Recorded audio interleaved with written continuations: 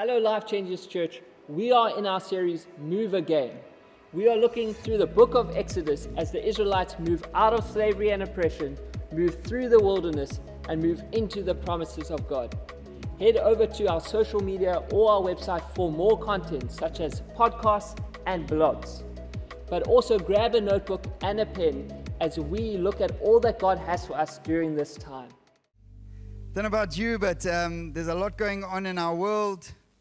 And we'd be crazy just to move on and not understand and realize that things are changing, things are happening at a rapid pace. I want to read from Psalm 46. God is our refuge and strength, our ever-present help in trouble. Therefore, we will not fear. Say, we will not fear. We will not fear. Though the earth give way and the mountains fall into the sea, though the waters roar and foam and the mountains quake with their surging, there is a river whose streams make glad the city of God, the holy place where the Most Holy dwells. God is within her. She will not fall. God will help her at break of day. Nations are in uproar. Kingdoms fall. He lifts his voice. The earth melts. The Lord Almighty is within us. The God of Jacob is our fortress. And there's lots happening in our world, as you can see and as you know. And it's the time of the believers to stand, to hold on, to know that their God is on the throne. God is seated on his throne. He's not shaken. But he's calling his people to stand in faith, to stand in courage, to be those who will speak with a different spirit and to bring his faith and his courage to this world right now. And never before, honestly, I believe the opportunity for the gospel has never been greater. And that doesn't mean that we have a responsibility to pray for peace. It doesn't mean we have that we don't have a responsibility to pray for peace, to pray for healing, to pray for order, to pray for God's justice to come. No, we do need to pray for those things. We need to be giving attention and time right now for both nations that are at war right now and our world that is in turmoil. As people are scrambling, I've realized that people have been captivated. I've asked people, and people are spending hours and hours watching news reports, and that's fine. Being aware of what's going on in our world, that's fine. But make sure that you're finding yourself in the presence of God for the strategies that he has for us. Because the reality is, the Bible speaks very clearly into these times of nations falling, nations rising, and the uprisings within our world. At this time, we need to be throwing ourselves before the presence of God in prayer for healing for nations, for authority, his authority to reign in our world, and his peace to come down at these times. And we do that only by staying in faith and making sure we don't allow fear to keep into us. Is that good?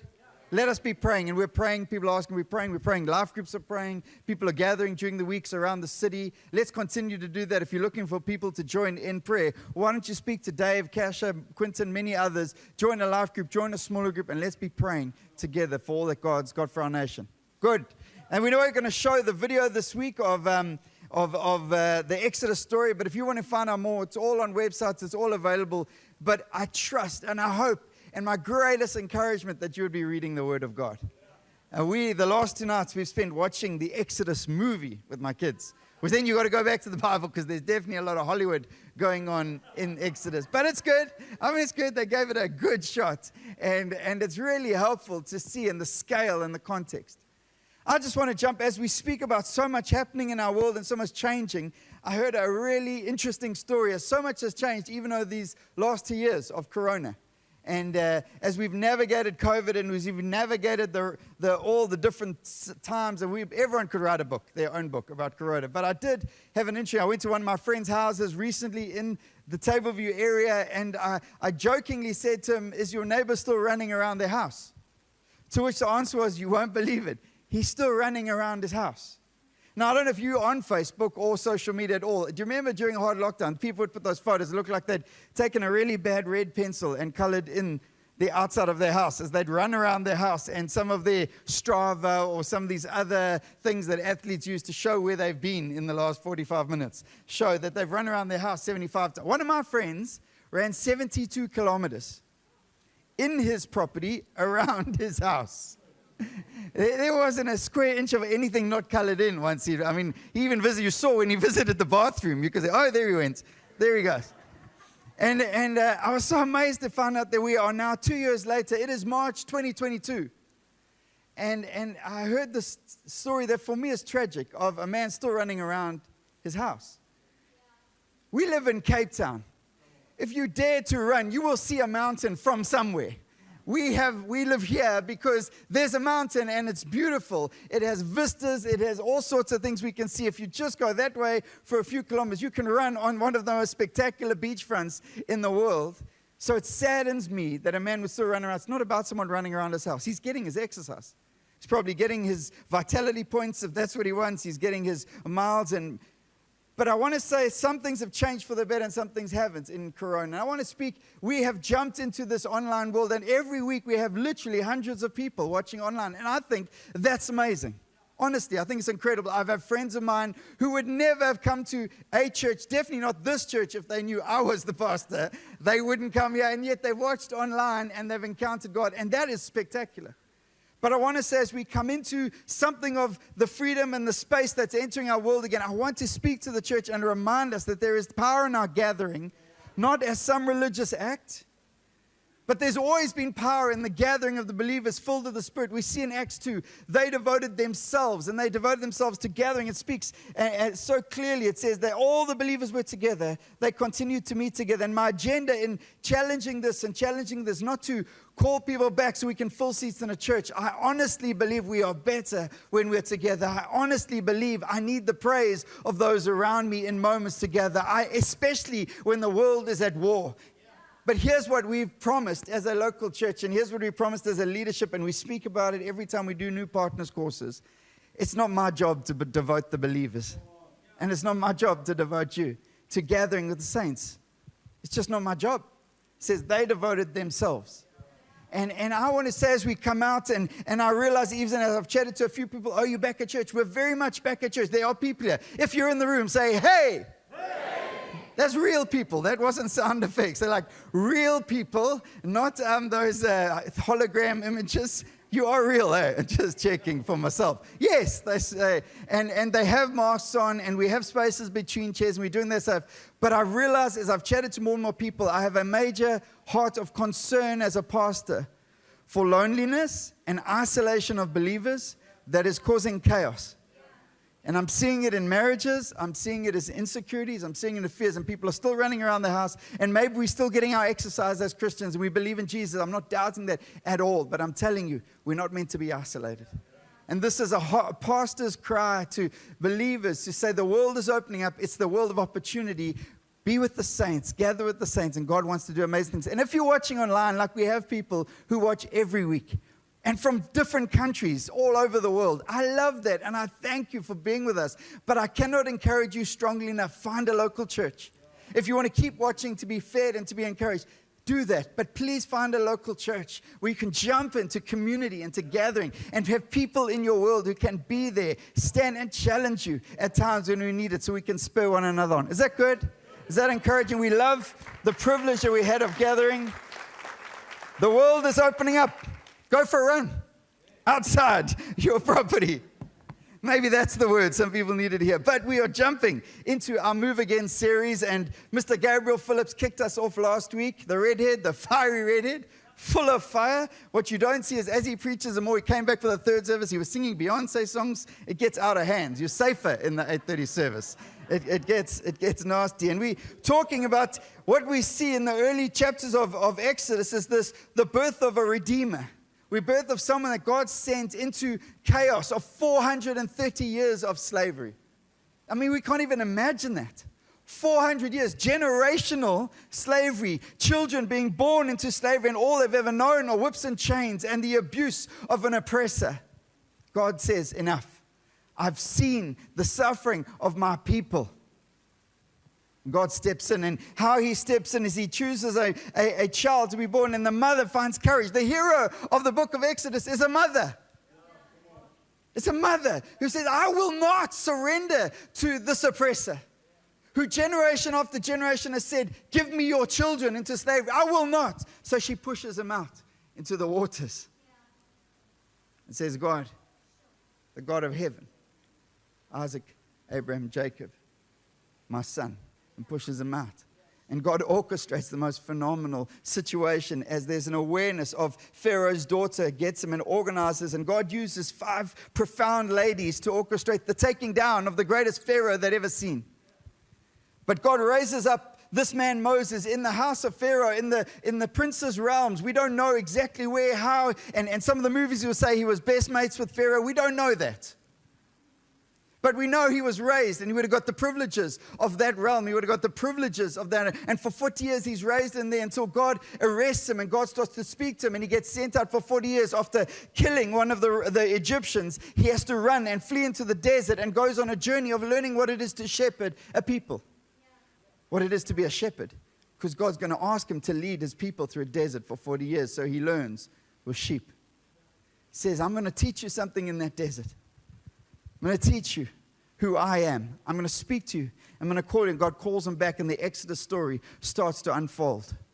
God starts to speak, and God sends this boy who's now a man who knew the realms of the kings and the Pharaoh's son, says, I'm going to call you to lead probably 2.5 million people to 3 million people. That's the best estimation. I don't know about you, but I sometimes think, how is that even possible? If you go on Wikipedia, they say it's not possible. That's fine. There's a whole bunch of things in the Bible that say it's not possible.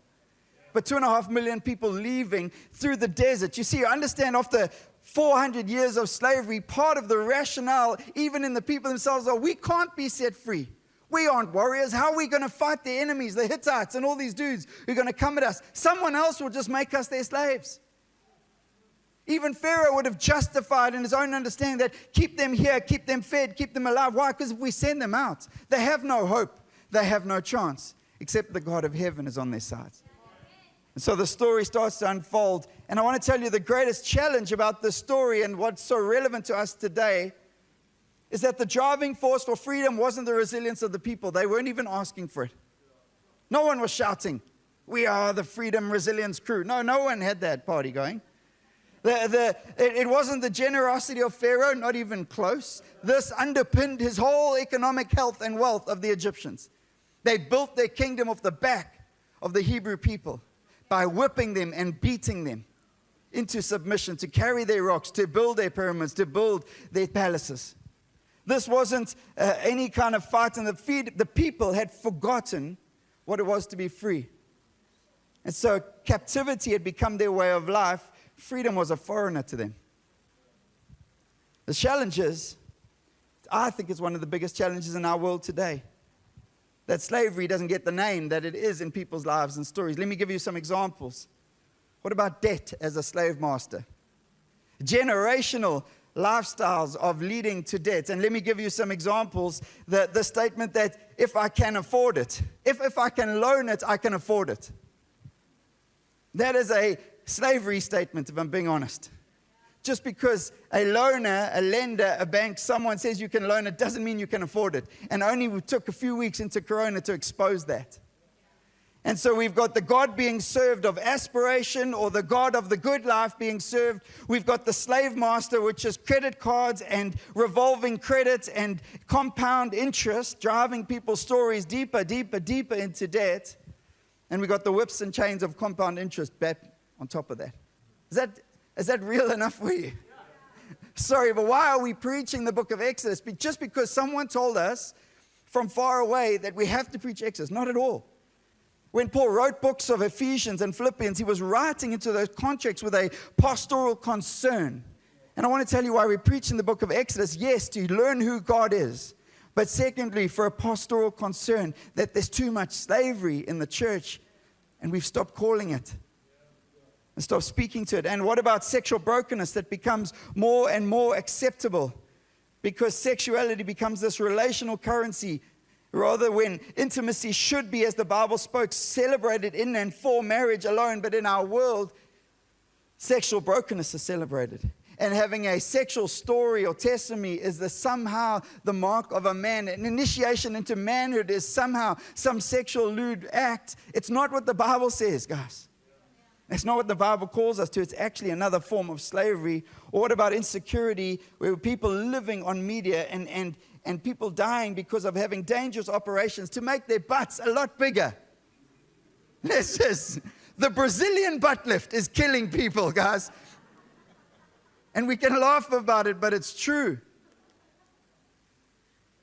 Because people are desperate for affirmation in a world that's not going to give it, and the very thing they think is going to, it's called slavery. It's just another form. And God is calling us to be a people who are on the move and understanding why. Why did God go after His people? Why? Well, there's a couple of reasons, and I won't cover them all today. But the first one is this. Our God is a jealous God. And I know jealousy is an emotion that somehow gets so made human, and it's this, it plays out in every rom-com. It plays out in every Loving. Remember Loving? The bold and the beautiful.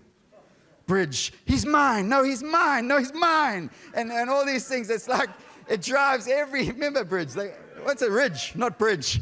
Ridge. He was a bridge with a chiseled jaw. And it's like this. It's like every episode had this undercurrent of jealousy just driving everything. And it doesn't matter where you go. You can go to Isidingo, you can go everywhere. It's all there. Oh, and the jealous people are playing. But God is not that kind of jealousy. God is holy and He's righteous. But it only takes a bit more reading down the book of Exodus, and God starts to speak about and speak into His jealousy. In Exodus 20, verse 5 and 6, you shall not bow down to them or serve them, for I, the Lord, He's speaking about Himself. God is speaking about Himself. I, the Lord, your God, am a jealous God, visiting the iniquity of the fathers on the children to the third and fourth generation of those who hate me, but showing steadfast love to thousands, to those who love and keep my commands. It carries on, and then the golden calf appears, and God breaks in and threatens to destroy them, but Moses intercedes. You've got to read these stories because they reveal who God is. And then Exodus 34, they're told not to worship any other God, because God says, because it's spoken, for the Lord, whose name is jealous, is a jealous God. For the Lord, whose name is jealous. Now, I'm talking about a holy and righteous jealousy. You see, there's only one who deserves glory, the glorious one.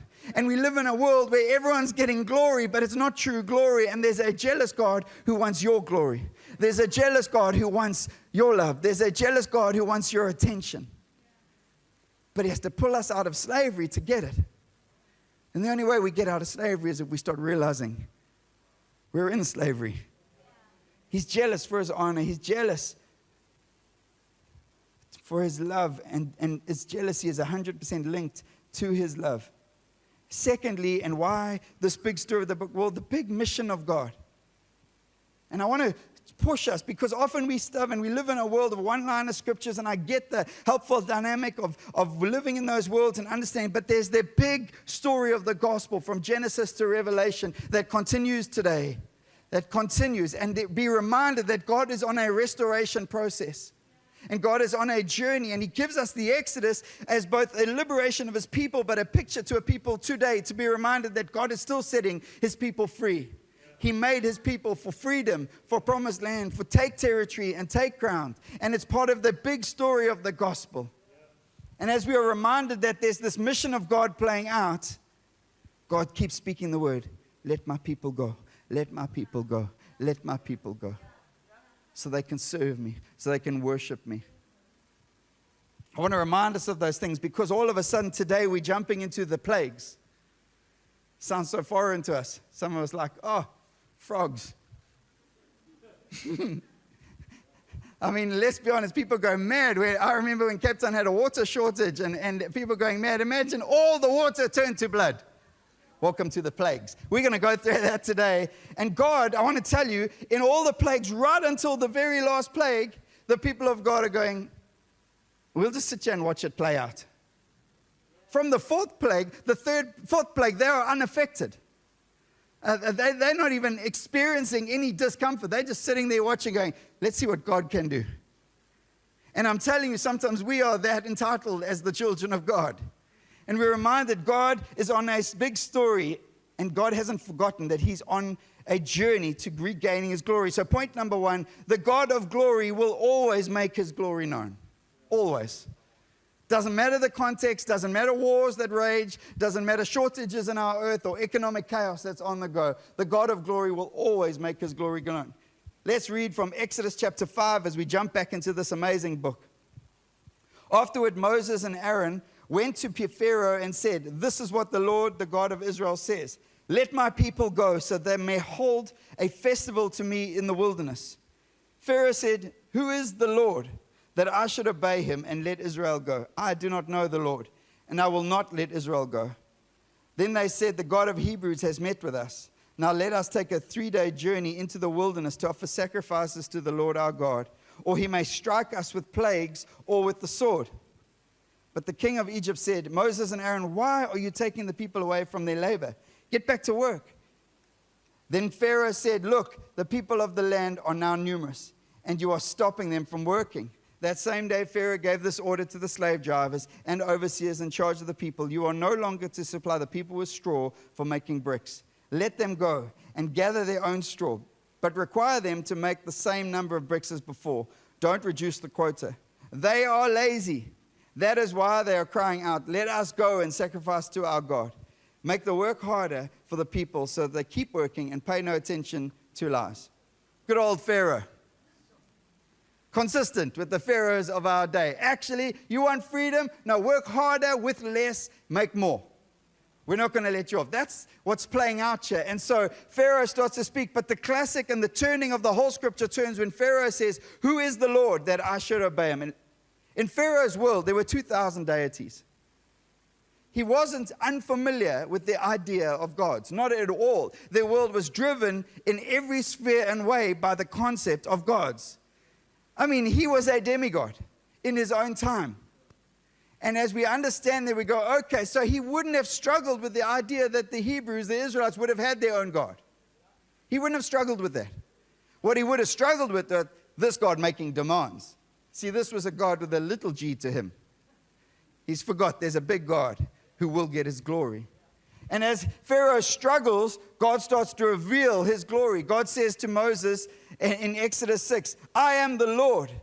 I appeared to Abraham, to Isaac, and to Jacob as God Almighty, but by my name, the Lord, I did not make myself fully known to them. I also established my covenant with them to give them the land of Canaan where they resided as foreigners. It continues. And so God says, I need to make a first impression with this guy Moses, this guy Pharaoh. Who knows that first impression is quite important? So if you've ever been on a date, it's like making the first impression. How do you walk in the room? What's the first? You've gone for an interview, people practicing hours and hours and hours. Always get it wrong anyway in there, so not sure why they do. But Pharaoh hasn't been introduced to God. So God says, well, let me make a first impression. And this is how it plays out in chapter 7. The Lord said to Moses and Aaron, when Pharaoh says to you, perform a miracle, and say to Aaron, take your staff and throw it down before Pharaoh, and it will become a snake. So Moses and Aaron went to Pharaoh and did just as the Lord commanded. Aaron threw his staff down in front of Pharaoh and his officials, and it became a snake. Pharaoh then summoned wise men and sorcerers, and the Egyptian magicians also did the same things by their secret arts. Each one threw down his staff, and it became a snake. But Aaron's staff swallowed up their staffs. Yet Pharaoh's heart became hard, and he would not listen to them, just as the Lord said. I love that. But Aaron's staff swallowed up the other staffs. Why is that important? Well, the very first statement and introduction of God goes with turning a rod into a snake. Why? Because right up front, God says, I am the Lord, Pharaoh. Big L. I'm a big guy, a big God. And you wear a snake on your head. Because on the top of Pharaoh's headrest, he had the symbol of Pharaoh was a cobra snake sitting on his head all day, every day. And God says, you know what I'm coming for? Your head. Your head. I'm coming for your head. I want my people free, and the way I'm getting my freedom is by taking your head. And God's not messing around. He makes a strong first impression, and obviously Pharaoh hardens his heart, and later we see God hardens his Pharaoh, but God was just warning Pharaoh, I'm coming for your head. And I want to tell you, as we preach this series, my faith and my courage is to declare to the slave masters over people in this room, people watching online, people everywhere that God has called the book of Exodus to be preached, your heads are coming off. God wants to set his people free. God will keep setting his people free. He's not just going to do it on a Monday night at recovery, although he will do it there. He wants to do it everywhere. Even where the enemy is good at hiding. Secondly, and I love, have you ever watched The Prince of Egypt, the animation? If you've had kids in the last decade, you've watched it 37 times. And there's the scene that plays out as Moses and Aaron do their thing, and their rod falls to the ground, the staff turns to a snake, and it eats other snakes, but these other magicians appear. He's playing with the big boys now.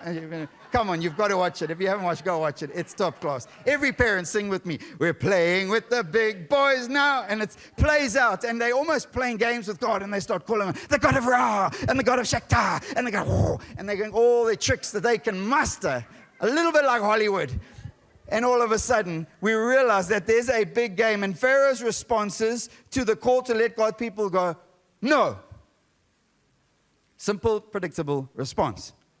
So God's action is to one by one tear down the gods of Egypt. Now there are 2,000 gods, so God just went for the top 10. 10 being the number of completion, 10 being the number in that space of completely annihilating everyone that would set itself up. And I don't have time to go through, and we don't have time in the series to take each and every one, but I want to tell you God starts with plague number 1. What's plague number 1? Turns the water into blood. I'm going to tell you why now. Verse 14 of chapter 7. Actually, I'm going to jump to verse 19. The Lord said to Moses, tell Aaron, take your staff and stretch out your hand over the waters of Egypt, over the streams and canals, over the ponds and all the reservoirs, and they will turn to blood. Blood will be everywhere in Egypt, even in the vessels of wood and stone.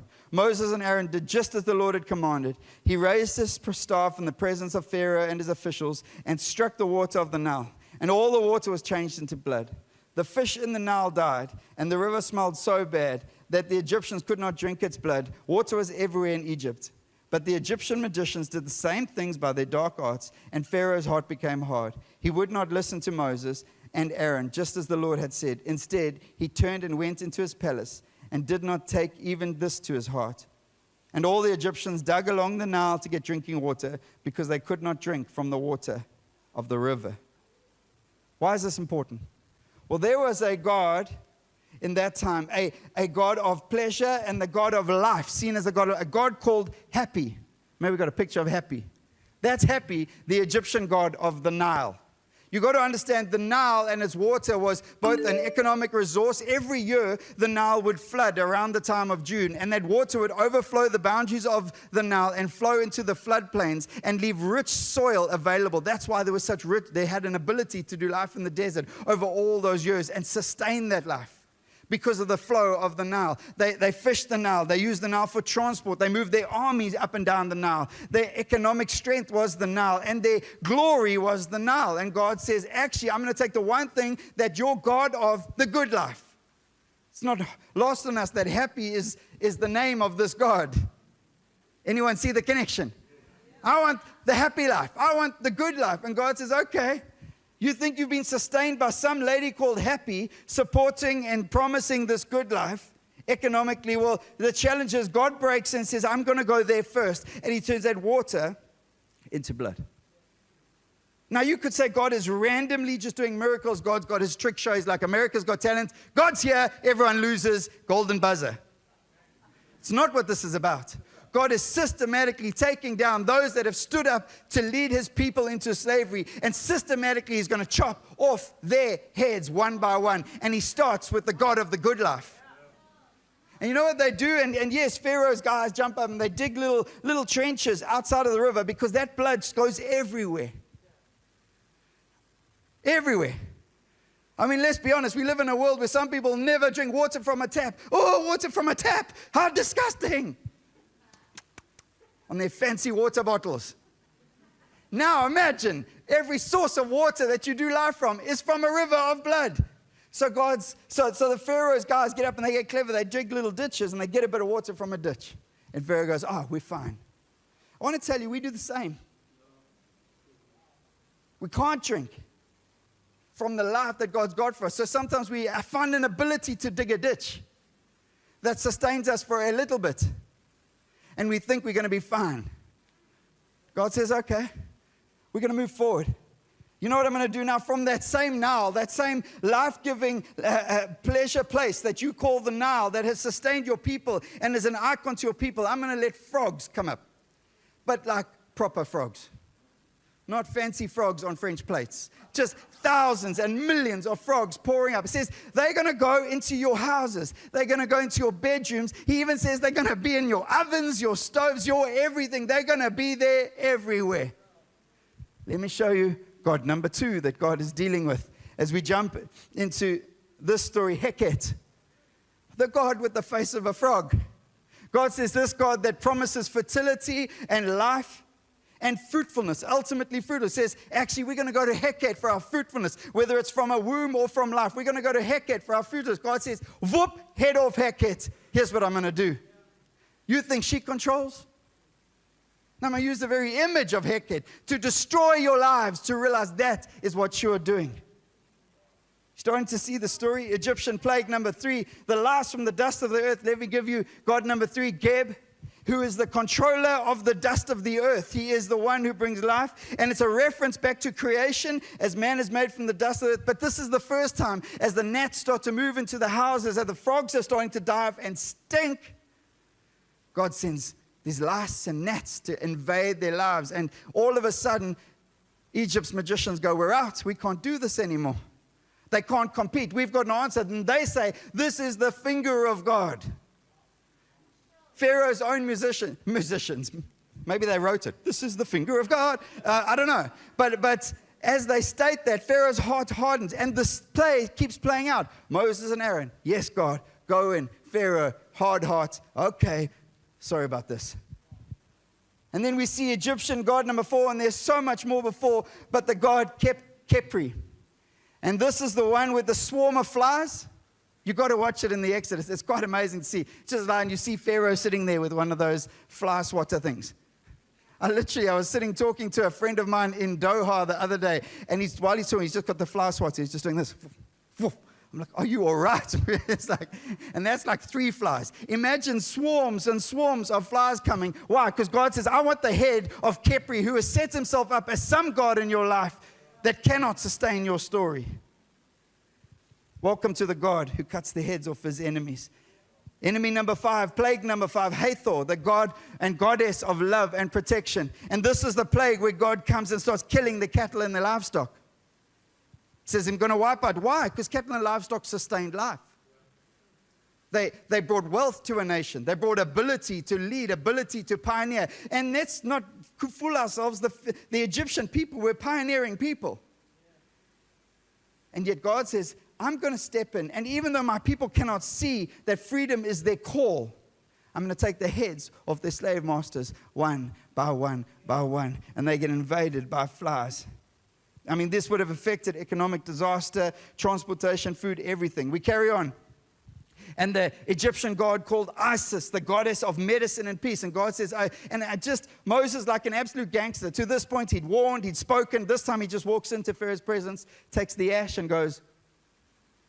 The ash goes in there and instantly boils start breaking out on everyone. But here's what's changed in the last 2 plagues. God's people are no longer affected. They're sitting there going, that sucks. Flies all over the Egyptians. And they're still going, not quite sure what God's got for us. Then they start evading and boils start breaking out. And Moses had to inform his mate Pharaoh, hey, this is not happening to the people of God. And now we start to see a plague pouring out as boils. And you know what's amazing about this is that people who are obsessed with being clean, God makes unclean. And we start seeing the narrative unfold. As God reveals that which the world called clean, God declares unclean. And I know I'm going at 1,000 miles an hour here, but stay with me. Egyptian plague number 7, hail rained down in the form of fire. And God is dealing with this God that has set herself up in Egypt, the Egyptian God of the sky, the God called Nut. And hail breaks down, destroying lives, and God revealing that only I control the skies. He's getting higher and higher and bigger, and God is flexing his muscles upon the earth he created. So a people who are called to worship him will walk into that freedom knowing that he is the one that they can trust. See, the problem with men and women in slavery is learn to trust our slave masters will deliver on the very small promises they'll make, which is, we'll keep you alive. The slave masters had just increased the load upon them. It carries on, and I need to move locusts from the sky. Seth, the Egyptian god of storms and disorders. Number 9, the god Ra, as God completely blocks out the sun for 3 days. God just says, actually, no sun for 3 days. Now, you got to know, Ra was the ultimate authority in this nation, that although they had 2,000 deities, Ra was the guy. He was the reference point, and the sun was the ultimate sign of power. God says, you know what I'm going to do? Just going to block out the sun for 3 days. But there'll still be sun in Geshem where God's people are. There'll still be light. You starting to get the picture? Darkness was this representation of death and judgment. And as we start to understand the nuances that most commenters say we don't, the Bible doesn't tell us, but Pharaoh at the time was probably Pharaoh Ramesses, whose name means born of Ra. He considered himself the son of Ra. He considered himself a demigod based on the power of Ra. If he cripples the power of Ra by taking away the sun for 3 days, there is no power. And you would think Pharaoh would get it by now. Even as you're sitting here going, I would have got it by now. I'm reading this going, how did he not get it? Because God had a bigger story at play. And the obliteration of that sun signaled there's a power greater than Ra, because God is committed to the freedom of his people. And this is the most important point. Make your mark. The 10th plague, it's the first time God's people are called to move from passivity to involvement in their own freedom. It's the first time. It's the first time. And God calls them at this time. He says, we're going to do one thing. God speaks again to Moses and Aaron. This is a new start, new year, new month. Take a lamb and slaughter the lamb and allow the blood to be put on the sides of the frames and the top of your doors. It's called the Passover. It's spectacular and beautiful, and Jewish people still celebrate it every week as they remember the Passover, and every year at the celebrations and the feasts. And the church should call to be reminded that our God is a God of Passover. And it goes like this. On that same night I will pass through Egypt, God speaking, and strike down every firstborn of both people and animals. And I will bring judgment on all the gods of Egypt, all of them, not just the 9 that I've dealt with, all the gods of Egypt. I am the Lord. The blood will be a sign for you on the houses where you are, and where I see the blood, I will pass over you. No destructive plague will touch you when I strike Egypt. At midnight the Lord struck down all the firstborn in Egypt. Say all. The God who's committed to the freedom of his people. Don't try rationalize it. Don't try work it out. Don't try do the maths. All. From the firstborn of Pharaoh who sat on the throne to the firstborn of the prisoner who was in the dungeon, and the firstborn of all the livestock as well. Pharaoh and all his officials and all the Egyptians got up during the night, and there was a loud wailing in Egypt, for there was not a house without someone dead. Not a house. You've heard the wailing of the last 2 years as we've lost, and there's been loss. Imagine this nation who had oppressed God's people and lived off the benefits and the fats of that, the wailing that would have come out as the death unfolded. It says in verse 31, during the night, Pharaoh summoned Moses and Aaron and said, up, leave my people, you and the Israelites, go, worship the Lord as you have requested, take your flocks and herds as you have said, and go. How's this? And also bless me. Why? So all of a sudden, a man who thought he was God encountered the God of heaven. Mightier, greater. Thank you so much for joining us today. That was an incredible message. If you want to get connected, please head over to our website. But if you want to find out more about this amazing series, follow us on Facebook and Instagram, or subscribe to our YouTube channel. Otherwise, have an incredible week.